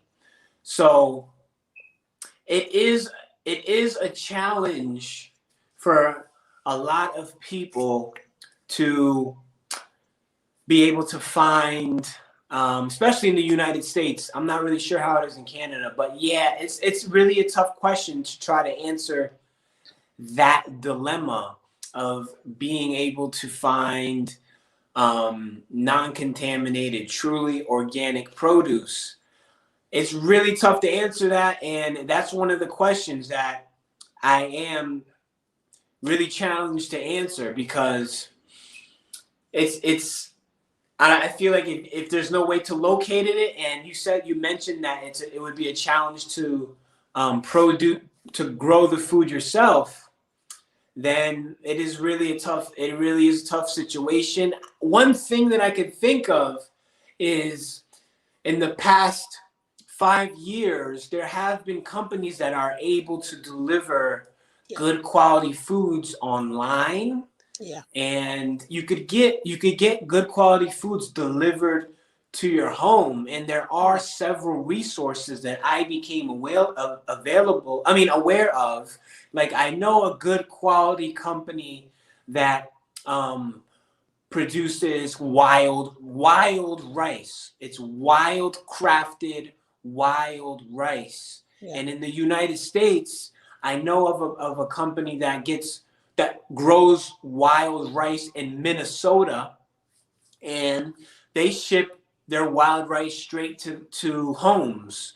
So I believe that there are several companies and several options to have food delivered to your house. And another option, I'm getting ideas as I go. So another great option, another amazing food choice is, in fact, sardines. So you can order high quality sardines that come in the can, and I have those delivered to my house. So that's another option to get sardines, specifically sardines, delivered to your house, because sardines are very low in heavy metals. They're very low in mercury. It's a very nutritive food that's very sustaining, provides very good high quality protein. Yeah. And I mentioned honey earlier in this broadcast, and I believe you could get honey delivered to your house as well. Honey's a great option. And certain foods like that, or if you could identify foods that can be delivered to your home, because when you are able to find food growing companies, that is another resource that is apart from your grocery store. Yeah. So if your grocery store isn't able to provide it, you could look for some companies that are able to provide high quality food. And at the end of the day, you could have peace in being able to find meat. Even if the meat isn't organic, the fact that you're cooking it, and you're still going to be able to sustain yourself in a very positive way. And all we can do is spread this message, because the truth is, the more people that are aware of the value of organic food, the higher the demand will be, and the more producers of organic food will come about. So we have to do our best to spread this message to everybody in our lives, everybody that you know. Spread the importance of organic foods so we can increase the worldwide demand for organic foods, and more resources for organic foods will be developed. We have to increase the demand, and I see it happening. I have identified several sources of organic foods in my area. Yeah. So let's just do our best to spread this message that we all need organic foods, and let's do what we can to grow our own foods as well. And let's try to create a list of foods that we can get delivered to our house. And I know sardines and honey and wild rice are powerful foods that can potentially be delivered to your home. Yeah. Thank you. Thank you very much. Thank you so much. Thank you. What I can just add quickly from my experience in the UK, Mirabel, is most of these home delivery that deliver the boxes of vegetable to you, the good thing about them, they deliver produce that are in season. So that's the best way to eat as close to fresh food as possible. Rather than eating strawberry when it's out of season, you should rather eat those fruits and vegetables that are in season. And that is what, like Ocado, I don't know if you have that in US. Ocado is a popular company in UK, and Hello Fresh and some other stuff. I know they can be a bit more pricey than buying in the supermarket, but the thing is that once you eat this good quality food, it makes you eat less and it makes you waste. You don't really waste them. So you are more intentional, just like the way you are talking about budgeting and looking after our finances. So also when you're eating good quality food, you tend to look after it better and treat it better as well and cook them fresh. Yeah. Thank you very much for Thank that. you so much. Thank you so much. I just want to thank you guys and thank you for what you said about the pharmaceutical companies. I feel like even in Africa, we tend to believe so much in quotes, why man medicine. Yeah. I'm not saying we should go to native doctor, but we should use our natural resources, herbs to treat ourselves. I remember my grandfather used to say that he doesn't like going to the hospital because they give you one medication that removes one illness and puts 99 illness in your body. So Yeah. as I grow up now, I get to find out that a lot of things that we neglected in Africa were actually very herbal. Something Yeah. like aloe vera. Like now I buy aloe vera and I remember when I was growing how they used to grow it behind our house and we look at it as if it's not important. Yeah. Now I buy aloe vera for my hair, for facial treatment. So I just want to thank you for putting that out there because sometimes we believe so much in medication. Because I've seen situations where young person in your 20s to go to the hospital and they'll be like, oh, you have high BP. And before you know it, they start giving you 2 tablets. The next time they're giving you 4. The next time, by the time you in the space of 1 year, you have a handful of tablets you're taking in the morning, afternoon, evening. And I always ask them, I'm like, can they give us something? Can they recommend maybe exercise? Is there not something that you can do apart from swallowing these things? But that's something they will never tell you. And I really got to get an experience working in the health field. I had a client who was on a medication, and the medication was making the clients to be very to have insomnia. So when the client decided to get off the medication, the pharmacy came after us. So in my mind, I was like, why are you guys coming after us? This is the person who is taking, they have started to leave the medication. Why is it burning you? Why is it a concern to you? So it was for me, it was the person's doctor wasn't even concerned about it. But for me, I also realized that the pharmaceutical company was coming off after her because of the money they make from her. Yeah. Not because of her health, because of the money they make from her. Yeah. So it's all about money. And the one thing I also want to mention is diagnosis and just being careful. Sometimes I've seen situations where the more diagnoses they get, and then the more the pharmaceutical companies are going to be approved for government budget on a particular medication. So they will try to get as many people on that diagnosis to make it look as if people really need that medication so that they can get a budget or a government assistance for that medication. So they are using people to get, at the end of the day, it's business. Nobody wants to make business at a loss. So they'll use anybody to make their business. Thank you so much. I'm really grateful for this forum. Thank Thank you. Thank you for your contribution. Thank you. Right. That was Yeah, beautiful to hear. I loved having Mabel on. She contributed so much to our conversation. That was beautiful. yeah, thank you very much. And thank for acknowledging that, Jolene. Sometimes when I'm moderating this, sometimes I forget to actually acknowledge what people contributed. Thank you so much for that. And thank you, Mirabel, for your contribution. Stella, I'm bringing you onto the platform now. I don't know, before your video was showing, you've taken your video off now, but before you speak, I just want to answer a quick question. Sister Grace, again, on the channel, on the chat, said, is this just about hair growth? No. In the process, I know, Jolene, can I let you answer that, please? Yeah, Maybe yeah, definitely. sorry, please, Chelawa, do you want to contribute first? So before he answered that question, it's not just about hair growth, but the hair growth led him to research because they told him his hair loss was untreatable. And because of and over about 6.8 million people have the same alopecia.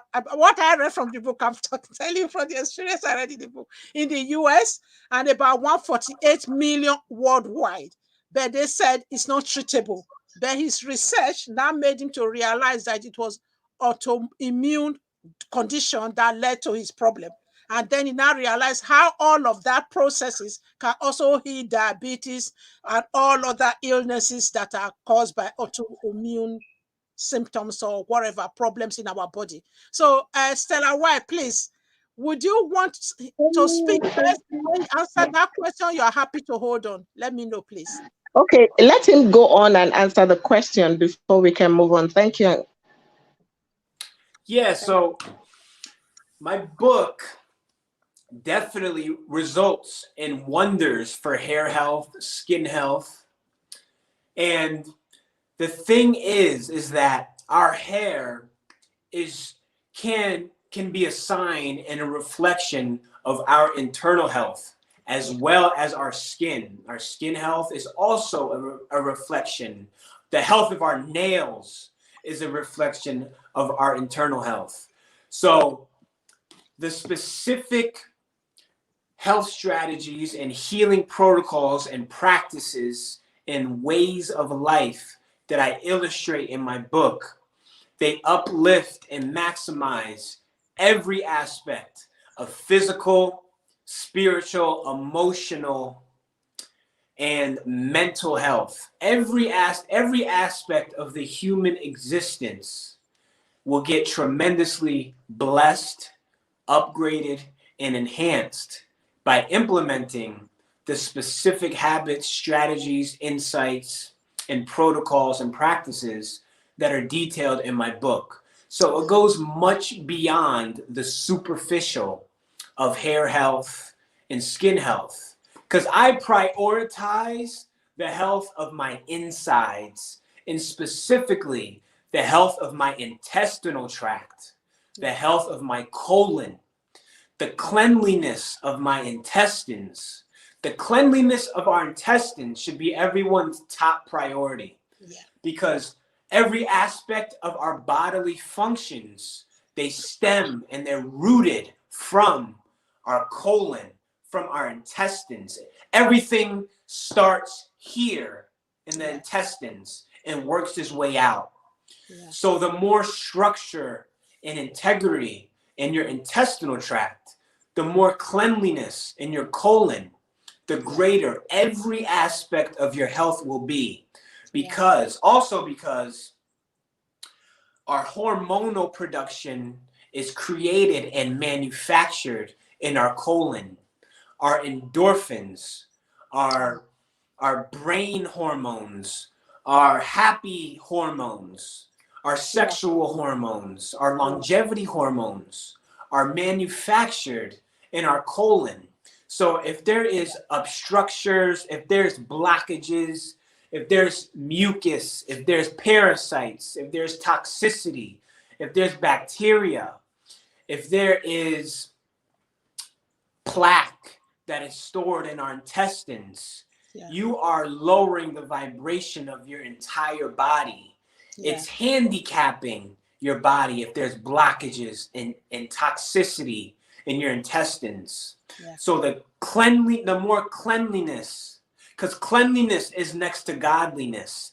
That is a term that most people don't truly understand, because true cleanliness, it starts in our intestines. True cleanliness is not external. It's not superficial. It's inside. It's our insides, the state of our internal health. So my book provides solutions and strategies to maximize the cleanliness of your intestines, which impacts every bodily function in your entire body. Wow, thank you for that answer. And please, all of you that have joined, like today, I did take permission from the beginning because we have our guest. I did say that my moderators will help me welcome the guest so that as we save time to glean this wealth of experience from Jalen rather than me wasting so much, not waste, spending so much time try to welcome everybody. So please bear with me. All of you are very important. EJ Tube and all of you that have joined, Fatuma Kitchen, and everyone that have joined. I appreciate all of you. Please give me thumbs up if you haven't yet. And if you are not subscribed to my channel yet, please subscribe to this channel, especially this Ask Auntie Mabel channel, because we know the reason why we have decided to bring the LS to this channel. And people like Jalen is going to be able to chip in and reach more people in the YT street, with good content. And yes, Sister Grace said, okay, thanks for the clarification. So thank you very much for that. Right, Stella White Dynamics. Sorry to keep you waiting. Over to you. Hello, good evening, Auntie Mabel, aka Ask Auntie Mabel. Thank you for bringing on Jalen to this. I'm sorry, please, I had to turn off my cam because I'm actually doing something in the kitchen right now. I greet everyone in the chat. I see you all, and I see that you're getting this, conversation very engaging. Thank you, everyone. Now, you see, most times the things of life, the sweet things of life, are the ones that are most harmful to the body. Yet they are still the ones that we cannot do away with. It's so sad. Those things that your body crave, those things that your taste buds yearn for, are the things that they are not really, really good for your body. So I talked about pharmaceutical products and medications and drugs. You see, it is very sad that a lot of people, they self-medicate a lot. A lot of people want, in Africa anyways, I don't know about any other parts of the world, but in Africa, where I reside, in Nigeria to be very specific, you see someone would say, oh, I'm having headache, and the next person will say, go and take paracetamol, go and take Panadol. Please, everybody listening to this, it is wrong. I mentioned earlier that a pharmacist friend of mine keeps telling me that medications are potential poison. You see, when doctors say don't self-medicate, there is why, there's a reason. It's because most of these medications are not good for us. Now, for instance, for those who maybe they have headache, you've been stressed, your body is simply telling you to rest. Your body is simply telling you, please, I can shut down anytime. So what do you do? For me, what I do personally is to take a shower, and if I am hungry, I eat and then sleep.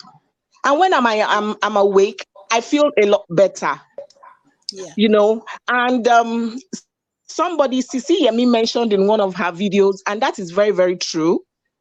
If you're feeling you don't know what's going around with you, you don't know what's happening, we have that feeling once in a while that you can't really pinpoint what is wrong.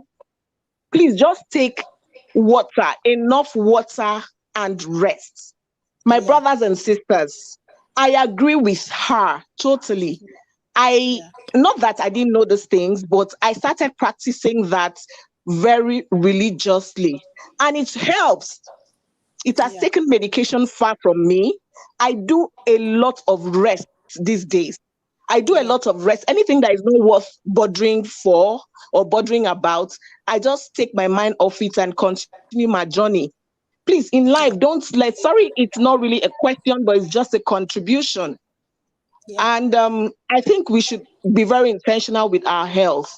Let us be very, very intentional with our health, our well-being. Thank you so much, Jalen, for these. Like, I'm learning a lot. I may not be chatting enough in the comment section, but I'm definitely listening. What you said is so beautiful. What you said is so beautiful, and I really believe it's the value of self-love. And I love to empower people and encourage everyone to truly love themselves. Yes. Because when a person has strong self-love, that person will take the daily actions to enhance their health, to take care of themselves, to practice actions that manage stress.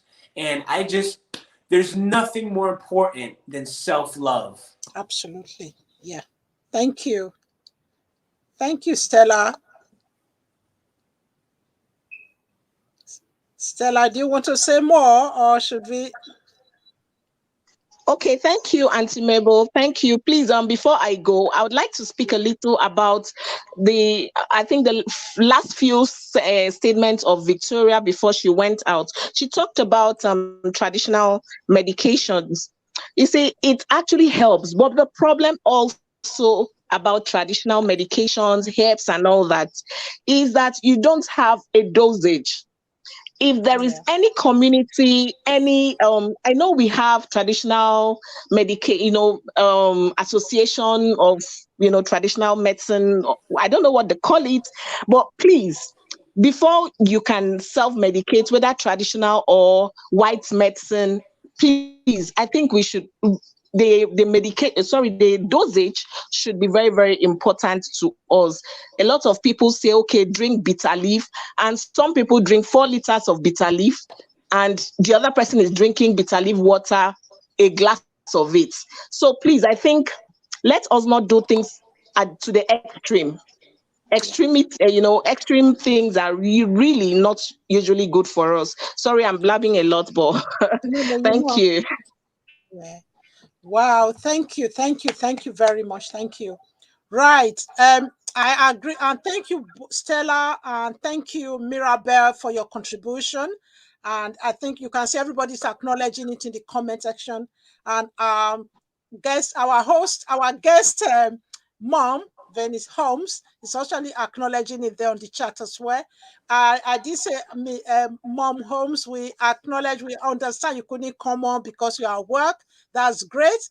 I think we are going to find time to bring you on another time, or probably have both of you to come on to talk something else. There's so much of this to talk about. It's never over. It's never too much.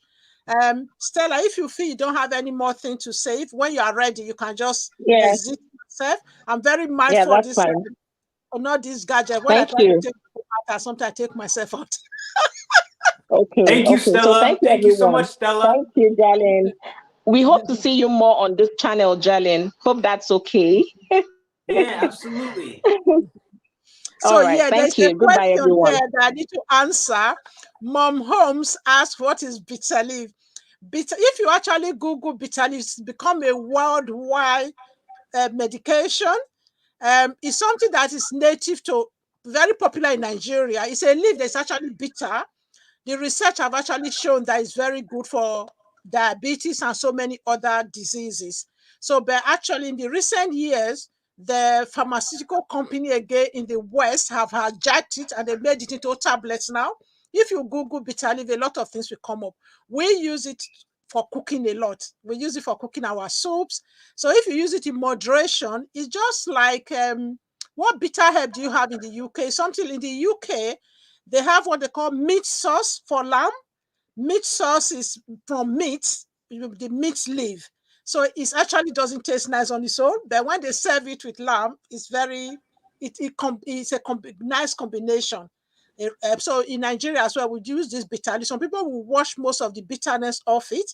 Actually, they actually say it's the bitterness that is the medicinal part of it. So I generally, when I'm cooking with bitter leaf, I don't wash my bitterness off. I use a small quantity and balance it with spinach or any other kind of vegetable, so that the bitterness will still be part of the cooking. So that's what bitter leaf is. Yeah, it's very, very popular in Nigeria. Yeah, it's everywhere. People grow it even in the garden or back of houses, and it's a kind of a plant that grow easily everywhere, as long as there's a bit of good amount of rainfall, yeah, and sunshine. Some people have actually started growing it in UK. So yeah. I hope that's answered the question. Please, if there's any particular burning question that we haven't answered, please bear with us. And I will still stress again, if you have just joined us, you haven't given the host a thumbs up, please give me a thumbs up. And thank you for those who have shared. And thank you, all of you, Sister Feshi, and the rest of you. Even if you were typing a one-liner chat, I do appreciate your contribution. Please bear with me today that I've not been able to read every chat as I used to usually read religiously. Right, at this point, we are coming close to the 2-hour mark now, and I will applaud our host for his patience and for his mom, Miss Venice Holmes, for being in the chat all this time, even while working or being at work. I'm not sure whether it's a private work or it's a paid job she's at, as we all do in the Western world. We multitask while we're at work. We kind of wear our headphone now to listen to stuff that are going on online. That's the only way we can meet up all of this task. So yeah, it is time for our host now to read from, I still have some more questions, but I'm going to pack those ones the next time. So he's going to read a passage of his book, Divine, I tell you. Okay, he's going to read one of my favorite chapter. That tells you how short some of these chapters are. He's going to read chapter 5, page 52 for us. And all of us should just enjoy this as our, if it's not bedtime yet for you, whatever, just enjoy an author reading for you. So it's not every day you get an author to read his book for you.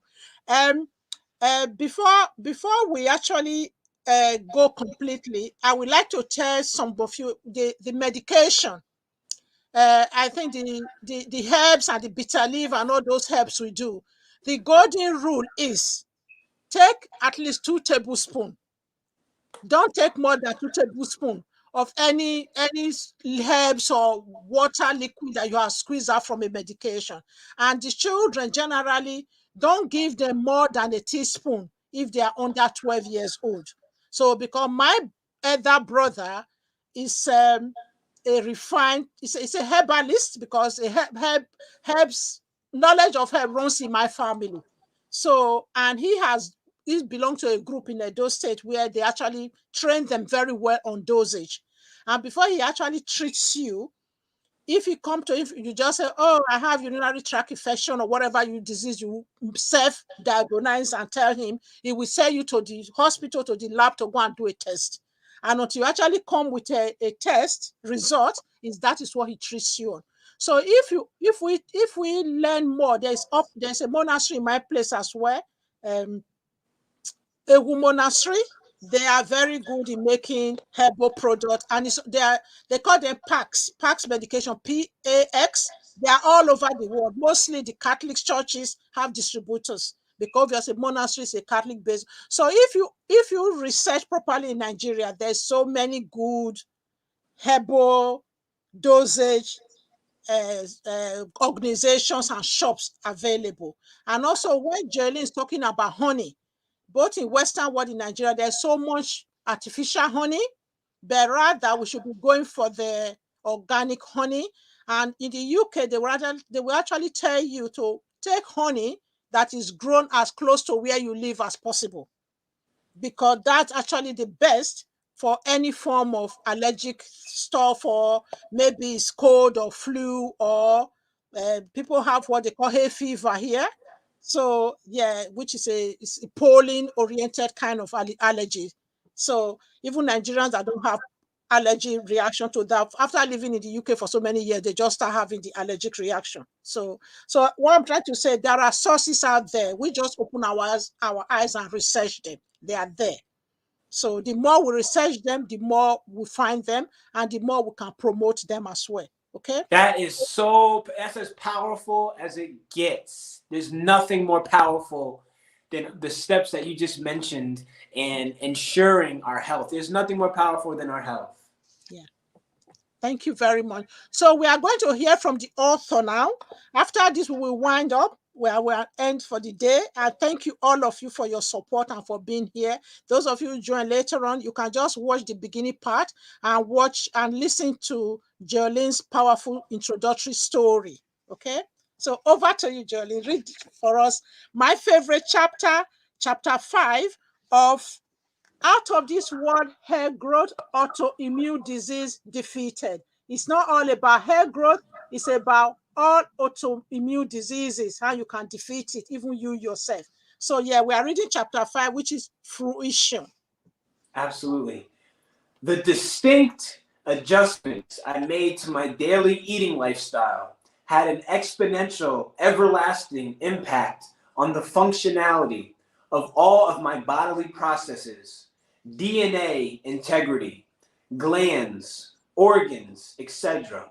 My obsessive research on autoimmune diseases and alopecia areata blessed me with so many experiences of enlightenment and unforgettable epiphanies.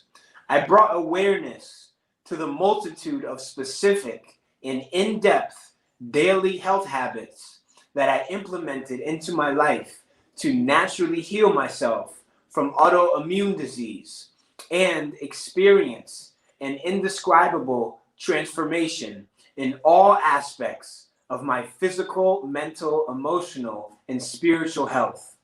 About 3 months after my diagnosis of alopecia areata, I began to notice that there was no more progression of my state of disease. And during this time, I felt like a completely new man because I saw physical signs of improvement of my scalp. I began to develop new hair growth in my areas of balding. I believe that I made over 100 specific adjustments, changes, and upgrades to my day-to-day actions in the various conditions of my direct living environments. You reap what you sow, and I began to fall in love with the fruits of my decisions. I witnessed very noticeable hair growth on a weekly basis. During the winter of 2014, all of my patches of lost hair healed completely, and I manifested completely healthy hair follicles on all areas of my scalp. At this point, I feel to just show one of my transitional periods and transitional pictures. And I have several pictures of when my scalp was in its diseased state. I had really, there's no word to describe it, but I could say really bad patches in large areas of complete balding where you could see my scalp. And here's just one picture that I had in my book, and you could see the balding. But this is a picture that was towards the middle, towards the end of my healing transformation. I initially had balding all across the back and towards the top of my head, but then it improved, and I only had balding towards the back. This was an improvement at this point. And I'll show another picture as well. But to continue the chapter, at the end of 2014, my desire came to fruition. I completely healed myself from autoimmune alopecia areata. The deeply rooted feelings of uncertainty vanished when all of my hair grew back. It was a feeling like none other to develop conviction in knowing that my physical body was truly healthy. The wisdom and knowledge bestowed upon me through my highest levels of research and self-experimentation will prove to be just as precious as living through a complete healing process. My physical, spiritual, and mental metamorphosis expanded my yearning to fulfill my maximum level of health consciousness. I know without a shadow of a doubt that I will continue to research and obtain the most infinitely beneficial knowledge every day for the rest of my life. After I completely healed from alopecia areata, my healing, let me say that again, I misspoke. After I completely healed from alopecia areata, my research revealed to me further revelations on anti-aging and disease prevention. At this point, I knew I was just getting started. And here is a progress picture of my healing state. So my book chronologically shows pictures of my very beginning when I was at my worst. It shows when I started to heal, and then it shows me now in my current healed state. Yeah. So thank you very much. Thank you for that. Yeah, actually, part of the photo there in the beginning of the book actually show the part of the worst state. As you can tell, sometimes when we are at our worst disease stage, we hardly want to take photos. We actually avoid it. So, but at That least was me. That yeah, was me. yeah, But I can only describe it as God or something really told me that I was on the verge of obtaining a lot of research, and I had faith at that point that I was going to heal myself. So something told me to get into the mirror and show and take pictures of my worst. And that was so special because I was hiding from everybody. I was hiding it from myself. I was hiding it from my family. I did my best to hide it for as long as possible. But once I got these epiphanies, I was like, I have to take a picture of this because one day it could be so powerful. And it's ending up being very powerful. yeah. Right. Thanks, everyone. Those of you who joined later on, please, you can get the book from Amazon. The description box of this video tells you the title in full and that you can get it from Amazon. And also there is a link to a video where Jolene talks so much about the benefits of plantain and how best to cook plantain. So if you missed the beginning or the part where he talked about that, and also just go to his channel actually and go and see. There's so much brilliant work he's doing on his channel. So I'm going to say thank you to all of you that are still here. And obviously every good thing definitely have to have an end. And we are going to have to say goodbye to everybody now. I think reading a passage from his book is a very nice way of ending this book, of ending this discussion. So please, please, please make sure we all try and get a copy of this book. One is a book that must be in every home. And those of you who have family and young adult children, friends and family members that prefer the Kindle version, there's a Kindle version that's available. Let's make this book a bestseller. And let's try and visit Jalen's channel to get more worth of experience. And even those of us who feel we benefit from his one-to-one coaching is available. Distance is no longer a barrier now. He can do his consultation via Zoom. So majority of our preparation for this discussion were through Instagram and Zoom, and here we are today talking. It's millions or thousands of miles away in US, and I'm here in the UK. And many of us that are joining us are all over the world, and some are in Nigeria and other parts of Africa. And thank you, all of you. I know some are in the UK here as well. Thank you. Thanks to all of you for your participation today. And I'm so glad. I really appreciate all of your support, especially when I was moving this LS to this new channel. I was a bit apprehensive, and this is the second discussion we are having here today. And thank you all very much. And let's give Jolene a final, as my guest, you have a final word, please. Yeah, this was just such a privilege, such a feeling to articulate and to discuss all the most valuable, most important topics that we talked about. We talked about so many powerful, I can't even put words to it. It was just so powerful, and the contributions, the activity, the community, and I know that everybody that watched this and that will watch it will just benefit tremendously. And I'm just encouraging everybody to pass the good word, because we are blessed to be a blessing. And I know that my book will provide everlasting benefits to everybody that reads it. So pass the blessing along because we have to enhance our personal health, our loved ones' health, and the health of our planet and our Earth's ecosystems. So it's multi-dimensional, there's multi aspects to this all, and I love the engagement. I love my fellow humanity. I love the fact that we are able to connect all across the world.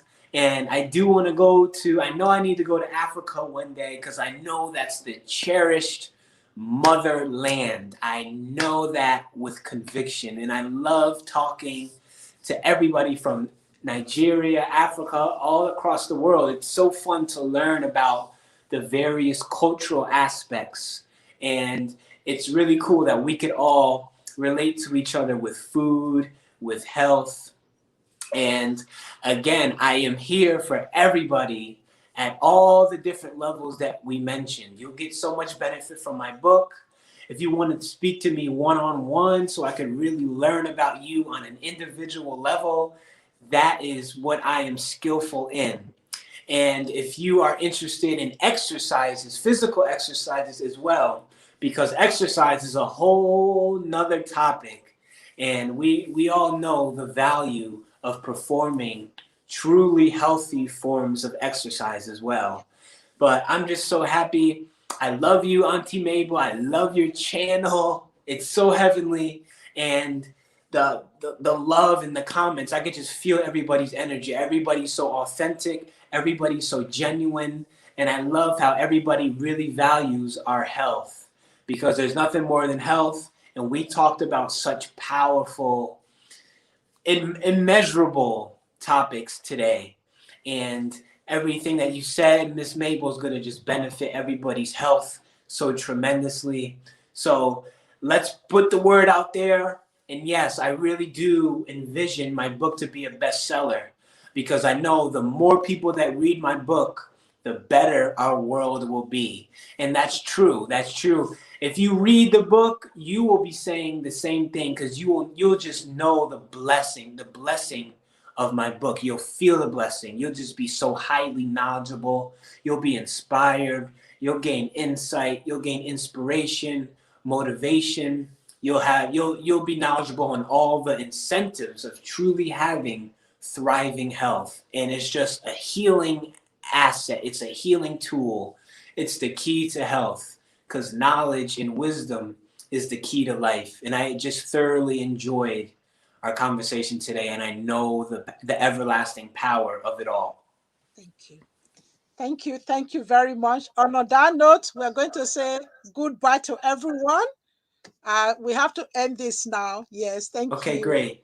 Love you all, and everybody stay blessed. Thank you. And bye, everyone. Bye, everyone. I'm going to end the broadcast now. Bye.